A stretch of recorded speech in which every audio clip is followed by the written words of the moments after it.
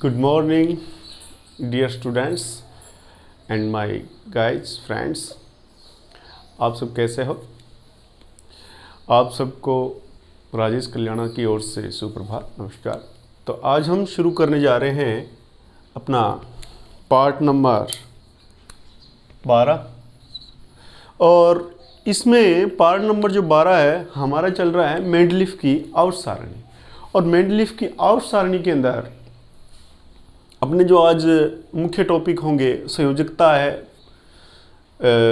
भविष्यवाणी है। मेंडलीफ ने कौन कौन से तत्वों की भविष्यवाणी की थी और उनमें संशोधन जो पहले से जो वैज्ञानिकों ने जो एक सारणी बनाई थी उनमें क्या क्या उन्होंने संशोधन करेक्शंस किया था और कौन कौन से तत्वों को प्रमुखता दी थी और निष्क्रिय गैसों का क्या इन्होंने स्थान रखा, इनके बारे में क्या राय थी निष्क्रिय गैसों के बारे में और इसकी कमियां क्या क्या थी। तो शुरू करते हैं, हम शुरुआत करते हैं संयोजकता से। तो संयोजकता से अगर हम बात करें तो संयोजकता का मतलब क्या होता है? संयोजकता का मतलब होता है कोई भी तत्व दूसरे तत्वों से संयोग करता है, चाहे वो रासायनिक क्रियाओं द्वारा करे, चाहे वो सहसंयोजक बंध बनाए, किसी भी प्रकार से जो रासायनिक क्रिया के दौरान दूसरे तत्वों से मिलता है, तभी देखो परमाणुओं से परमाणु मिलकर अणु बनाता है या यौगिक बनाता है या तत्व बनाता है या कोई न कोई पदार्थ बनाता है। ठीक है, क्योंकि स्वतंत्र तो परमाणु रहता ही नहीं है और जो स्वतंत्र रहते हैं और अलग रहते हैं, जो किसी दूसरों से क्रिया नहीं करते हैं, उनको हम शून्य वर्ग में रखेंगे और उनको हम निष्क्रिय तत्व या गैसें कहेंगे। जैसे आपके हीलियम है, नियोन है, ऑर्गन है, जिनॉन है। तो ये जो गैसें हैं वो क्या है? निष्क्रिय गैसें हैं। तो निष्क्रिय गैसों के बारे में उन्होंने एक बात कही थी कि निष्क्रिय गैसें जो होती है वो किसी भी दूसरी जो तत्व है या परमाणु है उनसे क्रिया नहीं करते, ये बात इन्होंने कही थी।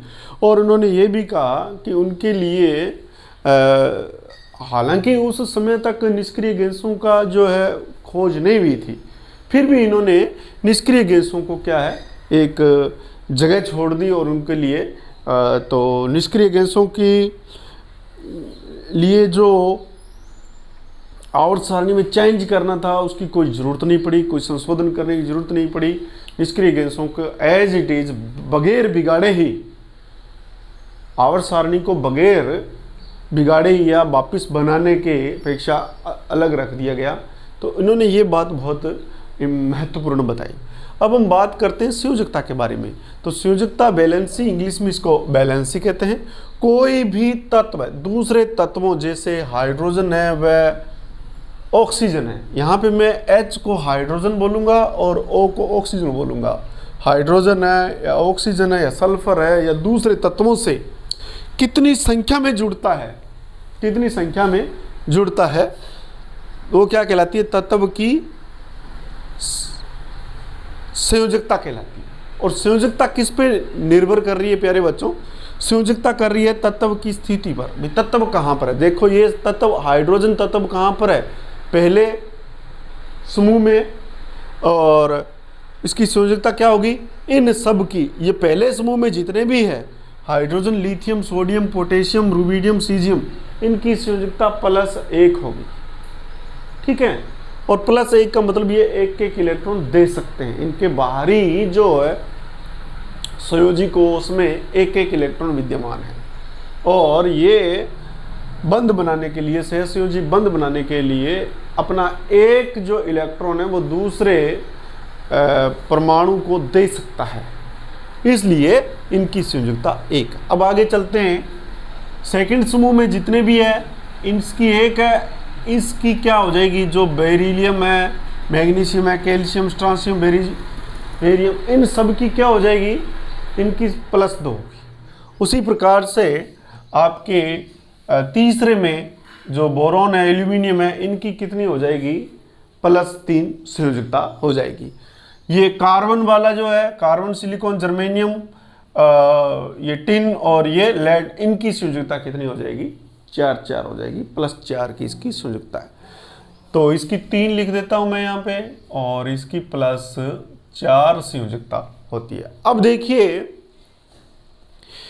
कि nitrogen, phosphorus, arsenic, antimony, bismuth, इनकी जो संयोजकता होगी वो 5 लिखा हुआ है, 5 नहीं होगी इनकी संयोजकता। तो 5 नहीं होने के बाद में इसको अगर आप जैसे 4 से ज़्यादा संयोजकता होती है तो ये घट जाती है, और हम इसको कहेंगे कि 5, ये 5 -8 करेंगे तो 5 में से 8 तो जाते नहीं है, 8 में से 5 गए तो 3 बचे। ठीक है, 3 बचे, और वो भी किसके? माइनस के बचे। तो इनकी संयोजकता कितनी हो जाएगी? इन सब की संयोजकता हो जाएगी यहाँ पे -3। उसी प्रकार ये 4 से ज़्यादा हो गया 6, इसको भी किस में से घटाएंगे? हम इसको 6 - 8 करेंगे तो 8 में से 6 गया 2, और माइनस का जो है वो बड़ा है चिन्ह, इसलिए इनकी संयोजकता ऑक्सीजन, सल्फर और सेलेनियम, टेलुरियम, इनकी संयोजकता कितनी होती है प्यारे विद्यार्थियों? -2 होती है। और इसकी संयोजकता ये 7 तो हो नहीं सकती, तो इसकी संयोजकता 7 - 8, इसकी संयोजकता -1 होती है। तो मैं यहाँ पे अगर संयोजकता लिख दूँ तो इसकी +4 होगी, इनकी आपको याद रखना है, और इनकी संयोजकता हो जाएगी आपके +3, इनकी संयोजकता +2, और इन सब की संयोजकता +1। ठीक है, ये मृदा और क्षारीय मृदा धातुएं होती है जो कि मिट्टी में या मृदा में, मिट्टी में मिलती है। तो इन बातों का आप ध्यान रखना। संयोजकता को आपको थोड़ा सा बड़ा आइडिया मैंने आपको दे दिया। अब हम बात करते हैं कि ये संयोजकता है तो ये किस प्रकार से इसको हम उदाहरण से समझते हैं। तो उदाहरण से हम समझते हैं, आप देखो इसमें जो पहला ग्रुप है उसके लिए इन्होंने जो है प्रमुखता किनको दी है? ऑक्सीजन और हाइड्रोजन। ऑक्सीजन और हाइड्रोजन ऐसे तत्व है जो क्या है, किसी भी दूसरे तत्वों से आसानी से क्रिया कर लेते हैं, और आसानी से क्रिया करने के कारण इनको सक्रिय तत्वों में रखा गया। हाइड्रोजन की तो स्थिति ऐसी है कि ये इलेक्ट्रॉन दे के भी जुड़ जाता है और इलेक्ट्रॉन ले के भी जुड़ जाता है। तो इसके अंदर +1 और -1 दोनों प्रकार की संयोजकताएं होती है, आपको याद रखना पड़ेगा। और हाइड्रोजन के इसी व्यवहार के कारण इसको आवारा तत्व भी कहते हैं। आवारा का मतलब जो कि इसकी स्थिति कोई निश्चित नहीं है।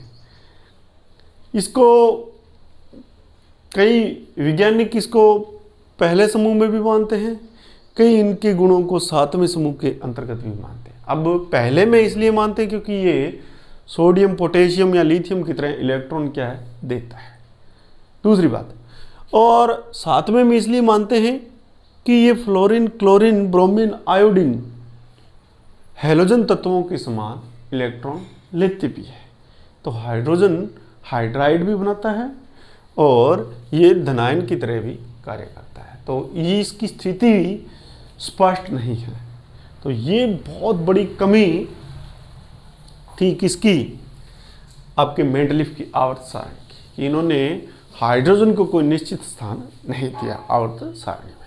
अब बात करते हम कि जो आपके हाइड्रोजन और ऑक्सीजन से किस प्रकार से जो तत्व है वो क्रिया करके बनते हैं। तो देखिए आप इसमें, आप इस सारणी में देखिए कि यहाँ पे R का मतलब, प्यारे बच्चों, यहाँ पे R का मतलब है क्या? तत्व, एलिमेंट। ठीक, R का मतलब क्या है? तत्व या एलिमेंट्स है। देखो आप, ये हाइड्रोजन, लिथियम, सोडियम, पोटेशियम, ये R है यहाँ पे सारे के सारे। पहले मेंडलीफ ने इनको R से रिप्रेजेंट किया था। अब बात करते हैं कि ये ऑक्सीजन के साथ में ये तत्व इस टाइप से यौगिक या अणु बनाएंगे और हाइड्रोजन के साथ में इस प्रकार से बनेंगे। सेकंड समूह वाले जो ऑक्सीजन के साथ में इस टाइप से जुड़ेंगे, और जो हाइड्रोजन के साथ में जुड़ेंगे तो वो RH2 की हिसाब से जुड़ेंगे। R का मतलब यहाँ पे ये तत्व है, चाहे आप R के जगह यहाँ पे कुछ भी ले लो, अपने समझते हैं। और इसके अंदर इस टाइप से जुड़ेंगे RH3 और यहाँ पे R2O3 के हिसाब से। यहाँ पे जुड़ेंगे RH2, RH4 और RO2 के हिसाब से। यहाँ पांचवें समूह में देखो बेटा, मैं आपको बताना चाहता हूँ कि यहाँ पे जो है ये जो संयोजकताएं बता रखी है मैंने 4 तक, उसी प्रकार से सब में क्या जुड़ रहे हैं, हाइड्रोजन। देखो यहाँ पे हाइड्रोजन की संख्या 1 है बेटा, यहाँ पे हाइड्रोजन की संख्या कितनी है, 2 है। यहाँ पे हाइड्रोजन की संख्या कितनी है, 3 है। यहाँ पे हाइड्रोजन की संख्या कितनी है, 4 है। यहाँ पे हाइड्रोजन की संख्या देखो, चाहे वो माइनस का ही हो, 3 है संख्या। और यहाँ पे हाइड्रोजन की संख्या 2 है, यहाँ पे हाइड्रोजन की संख्या 1 है। तो आपको ये जो चीज़ है ये समझने वाली चीज़ है। ये हाइड्रोजन उनकी संयोजकता के अनुसार ही तत्वों से जुड़ती है, और R का मतलब यहाँ पे तत्व है। अब सुनिए, यहाँ पे ऑक्सीजन की बात करें प्यारे विद्यार्थियों, तो ऑक्सीजन जो है यहाँ पे जुड़ेगा तो 1 के अनुसार जुड़ेगा, 1 ऑक्सीजन जुड़ेगा। यहाँ पे भी 1 जुड़ेगा, यहाँ पे 3 जुड़ेंगे ऑक्सीजन देखो, और यहाँ पे 2 जुड़ेंगे, यहाँ पे ऑक्सीजन 5 जुड़ेंगे, यहाँ पे 3 जुड़ेंगे, यहाँ पे 7 ऑक्सीजन जुड़ेंगे। तो इसको भी हम समझेंगे किस टाइप से ये है। तो बात करते हैं हम, यहाँ पे शुरुआत करते हैं। सबसे पहले हम लेते हैं, मान लो हाइड्रोजन को ही ले, यहाँ पे R लिख दिया, ये हाइड्रोजन लिख दिया, और इसके अंदर हम ये ले लेते हैं RH, ये RH है, ये RH, और इधर वाली साइड हम ले लेते हैं R2। पहले की बात करते हैं, पहले की ध्यान रखना इसमें कि इसके अंदर देखिए R का मतलब हम ले लेते हैं, R में ले लेते हैं हाइड्रोजन ले लेते हैं, ठीक है। इसके 2 बनाते हैं पहले। इस R का मतलब क्या है, इस R का मतलब H है मान लो, और फार्मूले में एक H इसके जुड़ा हुआ है, तो ये क्या बन जाएगा आपके सामने, H2। अगर आपको समझ में नहीं आ रही है तो मैं यहाँ पे आपको बता देता हूँ, ये रेड पेन से लिख देता हूँ बेटा फार्मूला, ठीक है, और ये मैं रेड पेन से इसका फार्मूला लिख देता हूँ। तो अब देखो इसमें कि यहाँ पे R का मतलब हमने क्या लिया, R का मतलब क्या लिया बेटा, यहाँ पे इस R को मैं यहाँ पे लिख देता हूँ R, और R हमने यहाँ पे क्या ले लिया था, यहाँ पे R ले लिया था मैंने H, ठीक है। अब मैं इसको बनाता हूँ, देखो ये फार्मूला है RH, तो यहाँ पे ये R क्या है, ये R अकेला, ये R है आपके H, और फार्मूले में H भी लगा हुआ है, देखो ये H लगा हुआ फार्मूले में। तो ये कौन सी गैस हो जाएगी आपके पास, ये हो जाएगी हाइड्रोजन गैस, ये हाइड्रोजन गैस हो गई, ठीक है।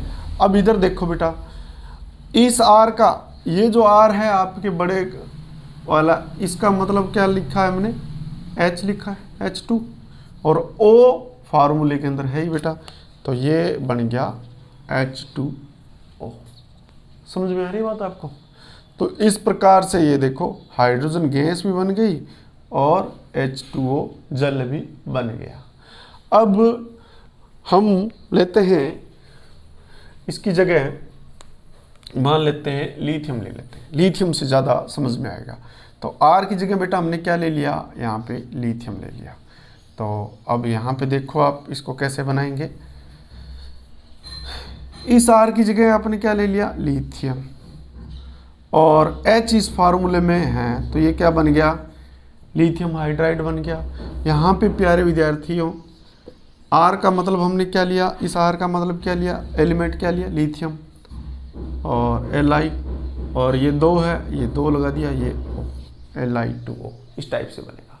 तो ये इन फार्मूलों के आधार पर ही क्या बनाएंगे, संयोजकता के कारण आपके यौगिक या परमाणु अणु बनाएंगे।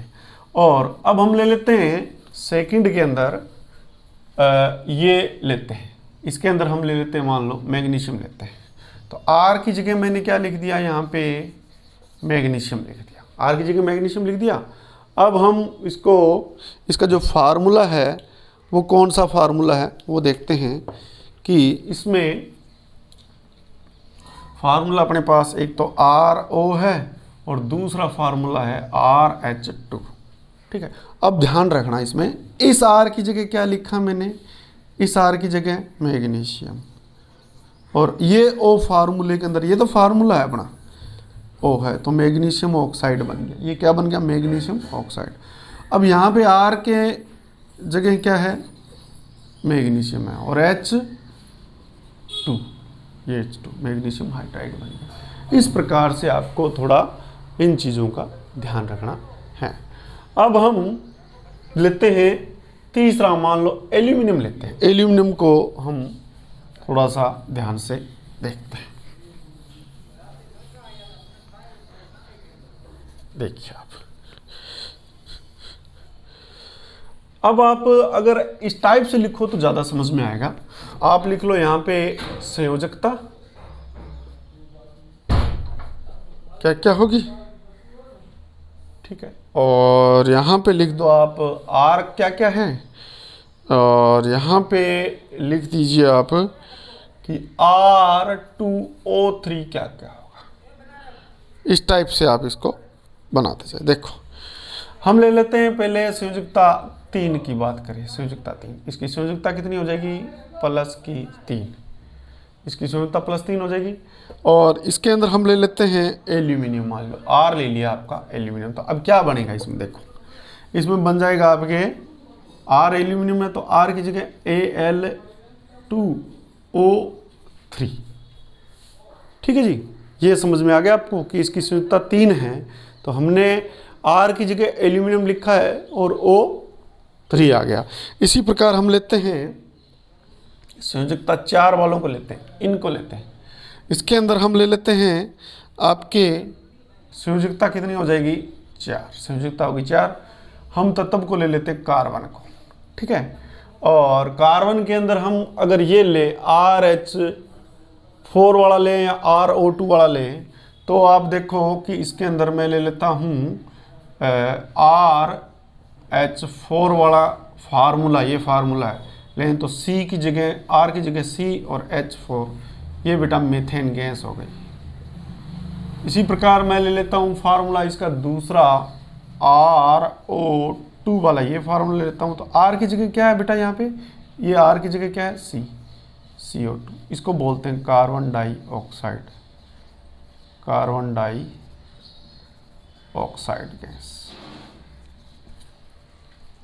और अब हम ले, मान लो R2, ये 5वां ले लें हम, मान लो 5 में भी आप समझो किस टाइप से। मान लो हमने ले लिया यहाँ पे समूह 5 में से इसकी संयोजकता हो जाएगी, ये समूह है, समूह में से संयोजकता 5 - 8 कितनी संयोजकता हो जाएगी, -3 हो जाएगी। अब हम कोई भी फार्मूला लें, मान लो हमने फार्मूला ले लिया R2O5 ले लिया, ये हमने फार्मूला लिया, और R की जगह आप ले लो N एक बार, ठीक है, R की जगह N लेके देखो बेटा। तो देखो N2O5 नाइट्रोजन पेंटाऑक्साइड बन जाएगा, ठीक है। तो आपको इस प्रकार से फार्मूले बनाने आने चाहिए। अगर हम ले लेते हैं, मान लो ऑक्सीजन को लेते हैं, ऑक्सीजन के अंदर देखो प्यारे बच्चों कि इसका जो ग्रुप है ऑक्सीजन वाले का है, मान लो 6 है, तो 6 को, ये तो 4 से ज़्यादा हो गया, तो हम इसको 6 - 8 करेंगे तो संयुक्ता आ जाएगी -2, ठीक है। अब आप इसको उतार लो, आगे मैं इसको मिटा रहा हूँ। तो इसको देखिए कि हमारे पास जो है इसका फार्मूला देखें, बेटा जी, तो ऑक्सीजन के फार्मूला हो गया अपने पास, मान लो RH2 वाला फार्मूला लें। तो RH2 वाला फार्मूला लें तो R की जगह अपने पास क्या है, R की जगह अपने पास ऑक्सीजन है मान लो, ठीक है। और ऑक्सीजन है तो R की जगह लिख दो ऑक्सीजन, और ये फार्मूले में H2 है ही, तो ये बन जाएगा H2, और H2O को इस टाइप से बोलते हैं H2O, जल। अगर हम मान लेते हैं 7वें की बात करें, तो 7वें के अंदर प्रिय विद्यार्थियों ये ग्रुप लिख दिया मैंने 7। अब 7 4 से ज़्यादा हो गया, तो इसको हम निकालेंगे, इसकी संयोजकता कैसे निकालेंगे कि इसकी संयोजकता निकालेंगे 7 - 8 यानी कि -1। तो इसको अगर हम इसके फार्मूले को देखें तो आप देखिए इसके फार्मूले को, यहाँ पे क्या है, RH है, RH है फार्मूला इसका। तो अगर RH वाला फार्मूला अप्लाई करें तो देखो आप इसमें कि ये R की जगह क्या ले लेंगे हम, मान लो F ले लेते हैं या Cl ले लेते हैं, मान लो Cl ले लेते हैं। तो ये RH की जगह R की जगह Cl और H, तो ये ऐसे तो बनेगा नहीं, ये बन जाएगा HCl, क्योंकि जो धनायन तत्व होते हैं वो आगे लिखा जाता है और ऋणायन होते हैं वो पीछे लिखता है। इसके एक फार्मूले को और देखें, R2O7 को देखें, अगर R2O7 को, तो R2O7 में R की जगह आप Cl लगा दो, Cl2O7, तो ये बन जाएगा फार्मूला। तो इस प्रकार से आपको मैंने बताया कि एक तो संयोजकता के बारे में आपको थोड़ा बहुत नॉलेज होना चाहिए, और एक प्रमुखता किन को दी थी मेंडलीफ ने, हाइड्रोजन और ऑक्सीजन को ज़्यादा प्रायिकता दी थी, ठीक है। अब हम बात करेंगे कि इन्होंने भविष्यवाणी क्या क्या की थी, भविष्यवाणियाँ क्या की थी वो देखिए आप। तो भविष्यवाणी के अंदर इन्होंने कुछ जो आपके आवर्त सारणी के अंदर स्थान खाली छोड़ दी थी, और ये खाली स्थान छोड़ के इन्होंने ये भविष्यवाणी की थी कि फ्यूचर में इन तत्वों के ये गुण होंगे, और इस प्रकार से इनको रखा जाएगा, यहाँ पे इनका परमाणु भार ये होगा। तो ये बात उन्होंने बहुत ही बढ़िया बताई। तो देखिए इसमें कौन कौन से तत्वों को उन्होंने लिया गया। तो और अब सुनिए इसके अंदर कि हम यहाँ पे लिखते हैं भविष्यवाणी के बारे में। तो भविष्यवाणी इसमें कौन कौन सी की थी, देखो भविष्यवाणी,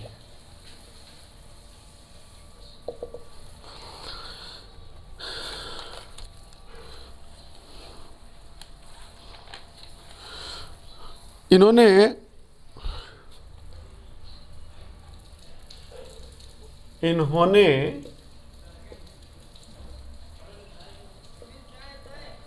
उस समय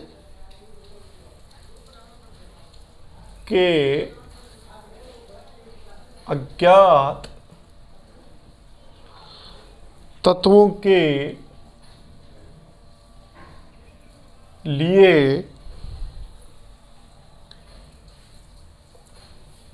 उनके गुण धर्मों की भविष्यवाणी करते हुए रिक्त स्थान छोड़ दिया, ठीक है जी, जो कि बाद में क्या हुए, सत्य साबित हुए, जो कि बाद में सत्य सिद्ध हुए। तो देखो इन्होंने कुछ जो है आपके यहाँ पे रिक्त स्थान छोड़े, जैसे ये रिक्त स्थान छोड़ दिया इन्होंने, ठीक है, और एक रिक्त स्थान ये भी छोड़ दिया था इन्होंने, यहाँ भी ये भी छोड़ दिया था। तो इस प्रकार से इन्होंने कुछ रिक्त स्थान छोड़े। अब देखो किस प्रकार से इन्होंने कहा। अब इन्होंने एक शब्द यूज किया था, एका शब्द, एका, और मैंने आपको बता दिया एका है संस्कृत का शब्द है। एका का मतलब क्या होता है? इस एका का जो मतलब होता है वो होता है एक स्थान छोड़कर। एका का मतलब क्या बताया इन्होंने? एका का मतलब, ये संस्कृत भाषा का शब्द है, एक स्थान छोड़कर, एक स्थान छोड़कर, एक स्थान छोड़कर। एका का मतलब है एक स्थान छोड़कर। तो इन्होंने जो कुछ बातें बताई वो किस प्रकार से बताई? इन्होंने उस समय के अज्ञात तत्वों के लिए उनके गुण धर्मों की भविष्यवाणी करते हुए रिक्त स्थान छोड़ दिए। आपके सामने ये रिक्त स्थान छोड़े हुए, देखो ये रिक्त स्थान छोड़े हुए, यहाँ पे कुछ न कुछ आना चाहिए। तो 3 तत्वों के लिए उन्होंने, 3 या 4 तत्वों के लिए उन्होंने इस प्रकार से रिक्त स्थान छोड़ दिए। अब देखो कि जो बाद में क्या हुए, उनके गुण धर्मों के आधार पे सत्य सिद्ध हुए। तो इसको समझाने के लिए मैं ये रब कर रहा हूँ, मिटा रहा हूँ इसको। और एका शब्द दिया, एका संस्कृत भाषा का शब्द है जिसका मतलब होता है एक स्थान छोड़कर। तो यहाँ पे इन्होंने जो शब्द दिए बता, एका बोरोन, एक तो नाम दिया था इन्होंने एका बोरोन, ध्यान रखना। दूसरा इन्होंने कहा था एका एल्यूमिनियम, एका एल्यूमिनियम, ठीक है। एक इन्होंने कहा था एका सिलिकॉन, एका सिलिकॉन। 3 शब्दों के बारे में बात करेंगे। ये कौन कौन से, देखो ध्यान से प्यारे विद्यार्थियों, इनके बारे में बहुत ज़्यादा एग्जाम में पूछा जाता है। मेंडलीफ की आवर्त सारणी के बारे में ये क्वेश्चन आते हैं प्रत्येक कंपटीशन में या बोर्ड की परीक्षाओं में पूछा जाता है। तो अब हम एका बोरोन की बात करें। आपके सामने ये बोरोन है, दिख रहा है आपको? तो ये कह रहा है एका बोरोन, मतलब एक छोड़कर, बोरोन के बाद में एक छोड़ो। तो छोड़ा किसको? एल्यूमिनियम को छोड़ा। यहाँ पे उन्होंने कहा भी एक तत्व आएगा, ठीक है। यहाँ पे उन्होंने कहा भी एक तत्व आएगा। तो यहाँ पे जो एक तत्व आने वाला था, आज को अगर देखें आज की आवर्त सारणी में, तो यहाँ पे स्कैंडियम आएगा। तो यहाँ पे स्कैंडियम आ गया, ठीक है। आपसे प्रश्न पूछ सकते हैं कि एका बोरोन कौन सा था? तो स्कैंडियम था। इसको हम स्कैंडियम कहेंगे, स्कैंडियम, स्कैंडियम। अब ये कह रहा है एका एल्यूमिनियम। तो एल्यूमिनियम आपके सामने ये दिख रहा है, एल्यूमिनियम, जिसका जो परमाणु जो है, भार जो है 29.98 है। एक छोड़कर, एका मतलब एक छोड़ो, एल्यूमिनियम के आगे एक छोड़ दिया। एक किसको छोड़ दिया? ये रिक्त स्थान को छोड़ दिया। यहाँ पे आया क्या? Gallium, Ga। तो यहाँ पे आ गया आपके Ga, गैलियम, गैलियम, इसको Ga को बोलते हैं गैलियम, गैलियम आ गया, ठीक है। एक का सिलिकॉन, अब आप सिलिकॉन को लो, ये रहा सिलिकॉन, एक छोड़ दो, टाइटेनियम को छोड़ दिया। एक छोड़ना मतलब सिलिकॉन के आगे जस्ट किसको छोड़ा? टाइटेनियम को। यहाँ पे तो सिलिकॉन, एक का सिलिकॉन कौन सा हो जाएगा आपके पास? Germanium, Ge। तो इसका हो जाएगा Ge। तो आप देखिए यहाँ पे एक का बोरोन आ गया आपके स्कैंडियम, एक का एल्यूमिनियम आ गया आपके गैलियम, और एक का सिलिकॉन आ गया जर्मेनियम। तो इस प्रकार से इन्होंने इन तत्वों के बारे में भविष्यवाणी की थी। और एका का मतलब यहाँ पे क्या हो गया? एक स्थान छोड़कर। तो ये चीज़ उम्मीद करता हूँ जो नए तत्व खोजे गए थे वो यहाँ पे मैं एक बार और बताना चाहता हूँ। एका बोरोन यहाँ पे आ गया, ये खोजा गया था, ये खोजा हुआ तत्व। अब स्कैंडियम, और एक का एल्यूमिनियम, एक का एल्यूमिनियम से एक छोड़ दिया, स्कैंडियम छोड़ दिया, तो यहाँ पे गैलियम ये ढूंढा गया था बाद में, लेकिन इन्होंने नाम सिर्फ इतना ही लिखा था, एक का सिलिकॉन ये लिखे थे। अब हमने खोज करके इनको यहाँ पे व्यवस्थित कर दिया और इनके गुण धर्म जो दिए थे मेंडलीव ने वही आज है। उसके बाद में एक का सिलिकॉन में टाइटेनियम को छोड़ दिया और यहाँ पे लिख दिया Ge। तो ये 3 खोजे हुए तत्व हमने यहाँ पे बनाए। उम्मीद करता हूँ आपको ये अच्छी तरह से समझ में आए होंगे। तो प्यारे विद्यार्थियों, अपने जो पार्ट 13 होगा उसके अंदर आगे की नेक्स्ट मेंडलीव की जो आवर्त सारणी होगी उसके बारे में पता होगा। प्यारे विद्यार्थियों, जो मैं आपके सामने ये इतनी मेहनत कर रहा हूँ सिर्फ आपको समझाने के लिए, मुझे कोई वो बात नहीं है कि जल्दी जल्दी समझाया और जब समझ में नहीं आया तो क्या फ़ायदा। तो मेरा ध्येय ये है कि जो मेरे पास है, जो मेरे को अच्छी तरह आता है, वो मैं आपको चाहे धीरे ही समझाऊं लेकिन ढंग से समझाऊं, ताकि आपको दोबारा उस चीज़ की ज़रूरत नहीं पड़े। तो अगर आपको ये वीडियो अच्छा लगा हो और आपका अगर दिल अंदर से मानता है कि एक लाइक, कमेंट और शेयर होना चाहिए, तो प्लीज़ लाइक करें और शेयर करें। और इसी प्रकार से आप मेरे चैनल पर बने रहिए, आपको जो मटेरियल है कंटिन्यूस प्राप्त होगा।